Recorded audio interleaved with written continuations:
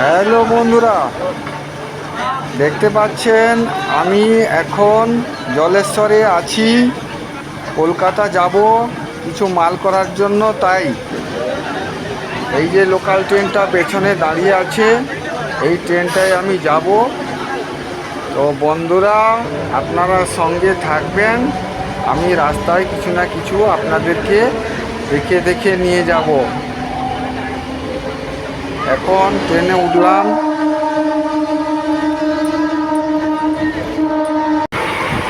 আমার সিটটা কোথায় রেখেছিলাম? আমি রুমাল ফেলে রেখেছিলাম। কোথায় গেল রে বাবা আমার সিট? আচ্ছা, এইদিকে। এই যে দেখতে পাচ্ছেন আমার এইখানে সিট। বসে পড়লাম এবারে। বন্ধুরা, এবারে ট্রেনটা ছেড়ে দিল। তো আপনারা সঙ্গে থাকবেন, আমি রাস্তায় কিছু না কিছু আপনাদেরকে দেখে দেখে নিয়ে যাব। এই যে দেখতে পাচ্ছেন একজন দিদি, ওই রাধা কৃষ্ণের মূর্তি একটা ডালিতে করে উনি যেখানে যান নিয়ে যান। উনি দাঁড়িয়ে আছেন, তার জন্য আমার সামনে একজন বৌদি ভাই বসে আছে। উনি বললেন আমাকে দেন, আমি বলে নিয়ে বসছি। আপনি তো দাঁড়িয়ে আছেন, আপনি ভারী লাগছে, আমাকে দেন। তাই জন্য উনি কোলে নিয়ে বসে আছেন। ওটাও আপনাদেরকে দেখালাম।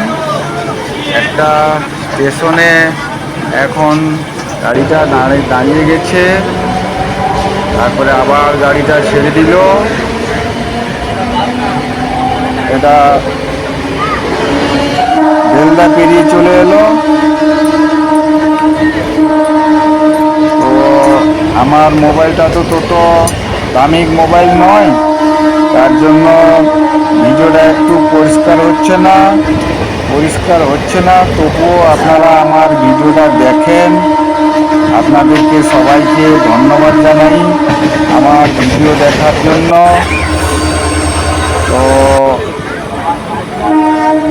গাড়ি যখন ট্রেন যখন চলতে থাকে, তখন গাছপালাগুলো দেখতে ভালো লাগে, বা ট্রেনের লাইনগুলো দেখতে ভালো লাগে। আপনারা ভিডিওটা টেনে টেনে দেখবেন না, লাস্ট পর্যন্ত দেখবেন।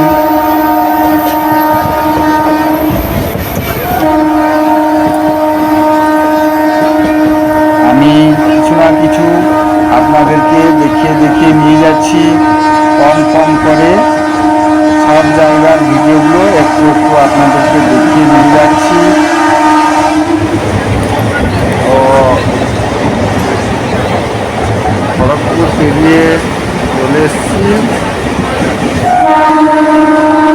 এখন প্রায় হাওড়া আর একটু পরে পৌঁছে যাবে।